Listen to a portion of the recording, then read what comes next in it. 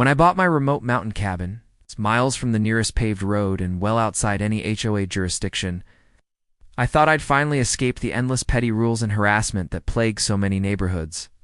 But a month after moving in, I got an official-looking envelope stuffed into my mailbox. Inside was a notice of violation from the Lakeshore Estates HOA, claiming I owed $25,000 in fines for unauthorized structures and non-compliance with community regulations. Laughed at first, they had no authority here. But that laughter turned to irritation when they followed it up with threats to put a lien on my property. After confirming with the county clerk that the HOA's reach ended 5 miles short of my land, I decided to dig deeper.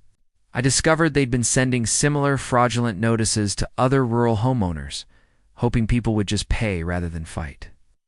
That's when I called in a favor from an old friend, Special Agent Morales from the Federal Bureau of Investigation.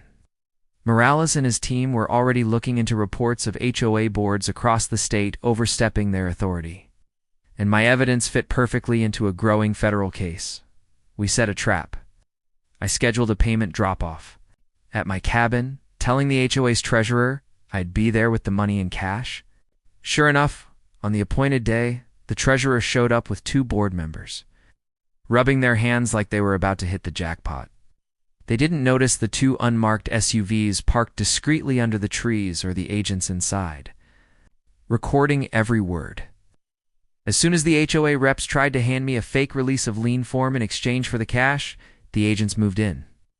In seconds, the scene went from smug grins to stunned faces as badges flashed and rights were read aloud. The treasurer was arrested on the spot for mail fraud and extortion, while the other 2 were taken in for questioning. By the end of the week, the entire HOA board had been subpoenaed, their bank accounts frozen, and their legal counsel exposed as an unlicensed scammer. News crews showed up at their fancy gated community, broadcasting the story statewide. As for me, Morales stopped by later that week, shaking his head with a grin. "You really handed them to us on a silver platter," he said.